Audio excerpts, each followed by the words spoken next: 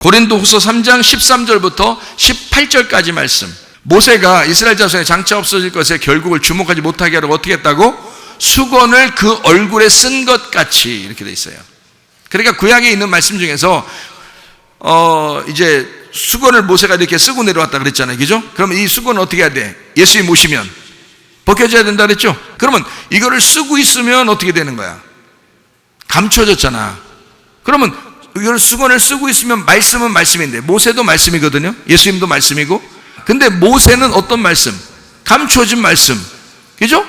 예수님은 감추어진 것이 드러난 벗겨진 말씀이란 말이에요. 그러니까 모세는 이 수건을 쓰고 있는 게 맞는 거고요.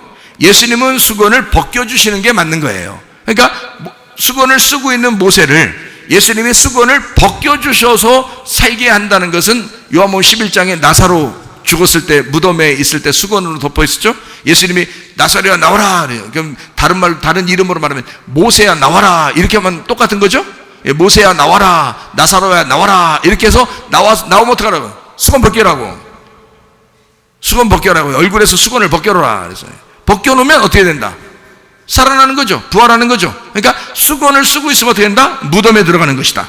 그러니까 수건을 쓰고 있으면 죽는 것이고, 수건을 벗겨주면 사는 것이다. 무덤에서 부활하는 것이다. 이런 말이에요.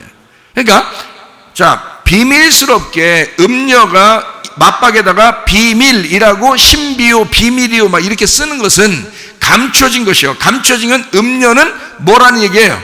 무덤에 들어갈 사람을 얘기하는 거야. 사망할 사람을 얘기하는 거란 말이죠. 그러면 이 신비가 없어지고 어린 양의 이름이 여기에 써 있고, 이마에 어린 양의 이름이 써 있고 아버지의 이름이 이렇게 써 있는 그런 사람은 요한계시록 14장 1절에 뭐라고 돼 있어요? 어린 양이 시온산에 섰고 그와 함께 몇 명 있어요? 14만 4천이 있는데 그들 이마에는 어떻게 했다고? 어린 양의 이름과 그 아버지 이름이 있었다 그랬잖아요. 그래서 그러니까 아버지 이름과 어린 양의 이름이 같이 있는 거죠. 그럼 아버지 이름과 어린 양의 이름이 같이 있다는 말은 무슨 말이에요? 로고스와 레마가 같이 있다는 얘기예요. 로고스와 레마가 같이 있어. 그래서 이 머리에서 벗겨졌단 말이야. 이 말씀이 깨달아졌단 말이에요. 말씀이 깨달아서 이게 감춰진 것이 없다 이 말이에요. 그러니까 로고스와 레마가, 그러니까 로고스는 원래 그냥 말씀 자체고 레마는 이것이 벗겨진 걸 말하잖아요. 그죠?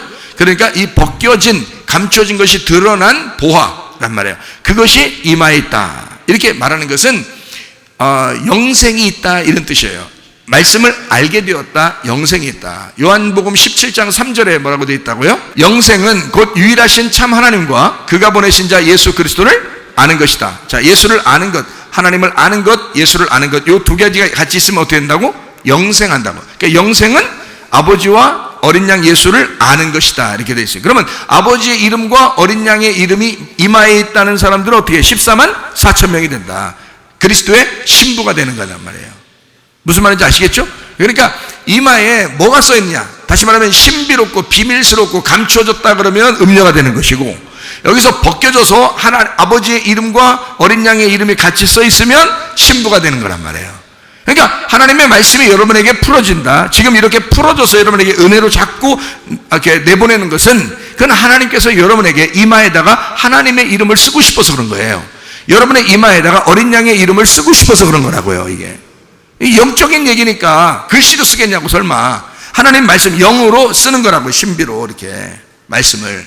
그러니까 이 책으로 여기 겉에 있는 것이 우리를 구원하는 게 아니라 이 말씀이 여기 딱 들어와야 된다고. 이렇게 그래야 구원받는 거란 말이에요. 말씀이 로고스 말씀이 레마로 내 속에 들어올 때, 이 감추어진 것이 벗겨질 때라는 얘기죠. 그러면 그 위물이라고 하는 생수가, 그 진리가, 복음이 감추어진 그 보화가, 감추어진 그 생수가, 감추어진 그 예수가 내 속에 그 감추어진 것이 보아스로 능력으로 올 때에, 내게 참여하게 될 때에 그 말씀은 쓴 물이 아니라 단물이 된다는 얘기고, 달콤한 말씀이 된다는 얘기죠. 자기 거가 되니까. 세상 것이 아니라 자기 거가 되잖아. 다른 목사님 거가 아니라 자기 거가 되잖아요. 그럼 이것은 달콤한 말씀이 돼서 이게 달라. 세상에 다른 말씀을 이제까지 듣던 거하고 달라. 이게 뭔가 다른 말씀이 내 속에 들어온단 말이에요. 틀린 말씀이 들어온다는 얘기가 아니라 이제까지 듣던 거하고 뭔가 다르게 신선한 다른 말씀이 자기에게 적용이 된다고요. 그럼 하나님의 생수가 그 속에 들어가는 거예요. 저도 깜짝 놀랐다니까요. 저도 공부를 많이 이렇게 신학교에서 하고 그랬는데, 신학교 막 몇 군데에서 공부를 했는데, 근데 하나님 말씀이 딱 이거 하나를, 뭐 많이도 처음에 안 했어요. 한 군데를 이렇게 풀어주는데, 말씀 하나를 딱 이렇게 풀어주시더라고요. 마태복음에 있는 말씀을 딱 풀어주는데요. 이 말씀은 이런 말씀이면서 딱 풀어주는데, 세상에 요 앞에, 창세기부터 앞에 있는 말씀, 요한계시록까지 뒤에 있는 이 말씀이 쫙 앞뒤로 연결되더란 말이에요. 그냥 한순간에 쫙 풀리더라고요. 그러니까 얼마나 놀랐겠어요, 이게요. 그러니까 그 다음부터는 계속 생수가 막 속에서 흐르는 거예요. 말씀이 계속 연결되는 거예요. 계속 연결되고 이 말씀이 끊이질 않는 거예요. 그러니까 걱정이 없더라고요. 걱정이. 이게 염려, 근심, 걱정이 하나도 없어요. 말씀이 그렇게 풀어지니까. 그러니까 이 말씀이 풀어진다는 것이 얼마나 중요한 일인가. 다시 말하면 모세의 수건이, 그 율법이, 그 무덤이 우리를 죽음 가운데 인도하는 이것이, 예수님이 오셔서 이 수건을 벗겨지게 하시고 우리를 복음을 알게 하고 부활하게 하고 생명을 주신다는 거야. 그것이 되면 우리가 이제 더 이상 율법에 매여 있는 그 무덤가에 들어갈 수밖에 없는 사람이 아니라 무덤에서 벗어난 부활의 사람이 되는 거야. 얼마나 자유하겠어요. 그래서 요한복음 8장 32절에 진리를 알지니 진리가 너희를 자유롭게 한다 그랬어요. 진리가 너희를 자유롭게 한다. 그러니까 진리라고 하는 것이 벗겨주는 거거든요. 말씀이 있는데 그 말씀이 영이에요. 이 영의 말씀을 진리로 벗겨지게 되면 이 벗겨진 진리의 말씀이 너를 자유롭게 한다는 거예요. 말씀을 깨닫게 되니까. 그러니까 어떻게 예배드려야 되는지 알겠어요. 그러니까 자유하게 되겠죠. 모르는 사람은 어떻게 해요? 어떻게 예배드려야 되지? 어떻게 기도해야 되지? 어떻게 해야 되지? 막 고민되잖아요. 근데 이게 알겠으니까, 진리로 예배드리는 게, 진리로 기도하는 게 뭐 어떻게 하는지 알겠으니까 쉬운 거예요. 아버지 하나님은 이걸 원하시는구나. 아버지 하나님은 이런 거를 바라시는구나. 아버지 뜻을 구하는 거죠. 주여 주여 하는 게 아니고, 주여 주여 한다고 다 된 게 아니라, 그 예배, 주여 주여 예배가 아니고 주여 주여 기도가 아니라 뭔가 아버지의 뜻을 구하는 거예요. 아버지의 뜻을 구하니까 기도도 쉽고 예배도 쉽고 이러는 거죠. 그러니까 평안한 거예요. 그러니까 내가 예배를 드리는 게 아니라 아버지 하나님이 날 예배하시는 거예요. 예. 참 놀라운 거죠. 자식이 아버지를 공경하는 게 아니에요. 아버지가 아버지가 자식에게 섬겨주는 거죠. 그죠? 아버지 엄마가 자식에게 섬겨주죠. 늙어 돌아가실 때까지 그렇게 한다고요. 진짜 부모는. 가짜 부모 말고, 가짜 부모는 자꾸 받으려고 그러고, 자식들한테 뭘 받으려고 이러면. 예? 진짜 부모는 어떻게 하느냐? 늙어 죽을 때까지 자식 걱정하고 자식을 위해서 뭔가 해주고 싶어 한다고. 그게 진짜 부모라고요. 우리 하나님 아버지가 진짜 부모니까, 그분은 진짜 부모니까 우리를 섬겨주고 싶어 하시겠죠. 우리가 예배하는 거 어느 날까지는 네가 예배하고, 어느 날까지는 내가 예배할 때 내가 널 섬겨줄 테니까 어느 날부터는 네가 예배드려라 이렇게 하시겠냐고요. 성경에 그렇게 다르게 얘기하겠어요? 아니죠. 내가 너를 죽을 때까지 섬겨줄 거야. 내가 너를 죽을 때까지 내가 널 사랑할 거야. 내가 너를 죽을 때까지 너를 위해서 살 거야. 그게 예배죠. 근데 반대로 한단 말이에요. 우리가 뭐 마치 하나님께 이렇게 하면 뭐 좋아하실 줄 알고 막 모르니까 그러는 거예요. 그러니까 이방 제사들도, 이방 제사하는 것도, 이방 예배 드리는 사람들도 다 그렇게 하고 있죠. 그게 무슨 진짜예요? 그거하고 다른 점, 이방 세상과 전혀 다른 점이 하나 있어요. 우리가 하늘로 올리려고 하느냐, 하늘에서 우리에게 내려서 주려고 하느냐, 이게 완전히 다른 거예요. 완전 반대죠. 그러니까 이방 제사들은 다 어떻게 해요? 밑에서 올리려고 그러잖아요. 밑에서 올리려고. 바벨탑도 그렇죠.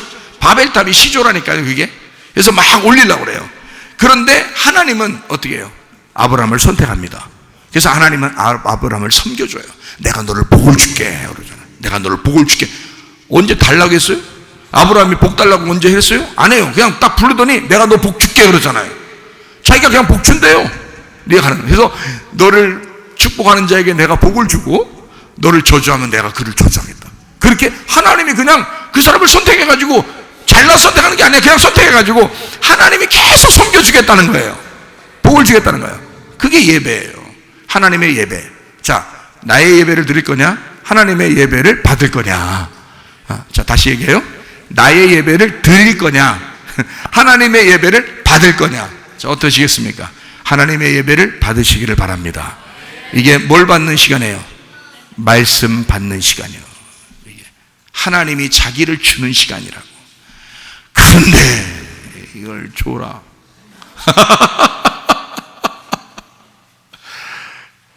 뭐 하나님 사랑하셔요. 그래도 다 사랑하셔요. 그거에 너무 위로받지 마셔요. 말씀을 잘 들으셔요. 말씀을 잘 듣고 자기 속에 레마로 아멘으로 받아들이시라고요. 그러면 그 말씀이 그대로 이루어집니다. 믿으시기 바랍니다. 하나님 먼저 은혜를 베푸시고 그 사랑을 베푸시고 그 생기를 주시고 하나님의 사랑을 주시고 그리고 너 믿어라 그거래. 그거 받은 거를 그 전달된 거를 네가 믿어라. 그럼 그대로 된다. 그거예요. 놀랍죠. 하나님의 그 말씀이 참 놀랍습니다. 그러니까 감추어진 것이 벗겨진다. 이게 뭐냐? 감추어진 보화가 벗겨진다는 말은 다른 말로 말하면 너 눈 뜬다 그 말이에요. 그러면 그전에는 어떻게 됐다는 거예요? 눈 감았었다. 그러니까 몰랐죠. 눈 감았었으니까 이게 안 보이는 거예요. 이건 검은 거는 글씨, 하얀 건 종이 이렇게 보이는 거예요. 눈이 감기니까 그런 거죠. 근데 이걸 눈 뜨게 해주면 이 꺼풀이 딱 벗겨집니다. 구약 성경을 사도 바울이 사울이었을 때 율법을 안 받겠어요? 율법 박사예요. 그런데 이게 안 보이는 거야. 이게 눈꺼풀이 있으니까 안 보이는 거야. 근데 예수님 딱 만나니까 어떻게 해요? 꺼풀 벗겨지죠? 그래서 비늘이 떨어지는 거야. 비늘이 떨어지는 거야. 세상에 진짜 비늘이 막 뚝뚝뚝 떨어졌는지 어떻게 되는지 모르지만 이렇게 뭔가 이렇게 덮여서 그걸 뚝뚝뚝 뭐 고기 비늘처럼 이게 뭐가 떨어졌는지 모르겠지만은 말이에요. 비늘이 떨어졌다 그랬어요. 이게 눈이 그만큼 껍질이 있는 거예요. 그 껍질이 벗겨지는 거예요. 예수님 만나니까 사도 바울이 이게 확 벗겨지니까 말이에요. 껍질이 벗겨지니까 이제 예수를 온전하게 보기 시작합니다. 그러니까 율법 시대에 율법만 가지고 있는 바울 사도가 신약의 예수의 그 복음을 그냥 깨닫게 되는 거예요. 그냥 그 구약을 가지고 쫙 깨닫게 되죠. 그래서 신약 성경을 쓰는 거예요. 신약 성경을. 그냥 예수님의 이야기를 쭉 쓰는 거를 복음서라고 그러잖아요. 근데 이 구약에 있는 걸 해석해서 자기가 해석해서 쓰는 걸 신약 성경 서신서에 써는 거예요. 바울이. 해석입니다. 율법에 대한 해석이에요. 그 해석을 쭉 쓴 거예요. 왜? 이게 벗겨진 거야. 이 껍질이 벗겨진 거야. 그러니까 깜짝 놀란 거죠. 복음을 깨달은 거죠. 자기는 하나님 앞에 율법적으로 다 열심히 해서 드리려고 했는데 스데반까지 죽이면서 막 드리려고 했는데 알고 보니까 하나님이 찾아오신 거였어. 하나님이 섬겨주시는 거였어. 복음이 그런 거였어. 죄인 되었을 때에 우리가 아직도 죄인이었는데 아직도 눈 감았는데 우리 주님이 찾아오신 거지. 바울 사도는 계속 눈꺼풀이 있는 상태에서 그냥 막 사람 죽인다고 쫓아다니는데 예수님이 탁 나타나니까 눈꺼풀이 막 벗겨지는 거야. 소경이 눈을 뜨는 겁니다. 그게. 그러니까 겉에 눈을 뜨게 하는 이야기가 아니고 실제로는 영의 눈이 뜨여지는 걸 얘기하는 거였어요. 그죠? 그게 먼저죠. 실제로 눈 뜨는 게 있겠어요? 있죠. 실제로 눈 뜨는 것도 있겠죠. 근데 그것도 있는데 영적인 눈을 떠야 된다. 바울 사도 같이 영적인 눈이 띄어진다. 이게 감추어진 비밀이 벗겨진다는 의미잖아요.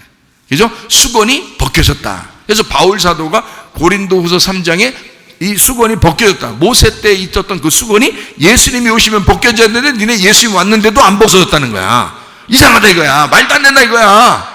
자기는 예수 만나고 벗겨졌는데 너희들이 이상하다 이거야. 너희들 예수 믿는다고 그렇게 성경책 보면서도 모른다 이거야. 이상하게 안 벗겨지더라 이거야. 이상하다. 그래서 바울 사도가 참 이상하다 쓴 거야. 이게 예수님 오시면 다 벗겨져야 되는데 라고 얘기한 거죠. 자, 우리 교회는 말씀을 이렇게 진리의 말씀을 자꾸 들으면서 이 눈꺼풀이 좀 벗겨지시기를 바랍니다. 감춰진 비밀이 싹 벗겨지시길 바랍니다. 감춰진 보화가 발견되시기를 바랍니다. 그러면 이게 깨달아지는 거예요. 룻기서가 그냥 쓴 게 아니었구나. 요한복음 4장의 사마리 여자 얘기가 그냥 쓴 게 아니었구나. 솔로몬의 얘기도 그냥 쓴 게 아니었구나. 남편 만나 신랑 만나서 그 신랑의 씨를 받은 자가 출산하기까지의 그 과정을 쓴 것이었구나. 놀라운 씨에 대한 이야기는 하나님의 씨에 대한, 하나님의 생기에 대한, 하나님의 사랑에 대한 이야기였구나 라는 것을 발견하게 된다는 거죠. 자, 이해가 되시겠죠? 자, 무슨 말인가?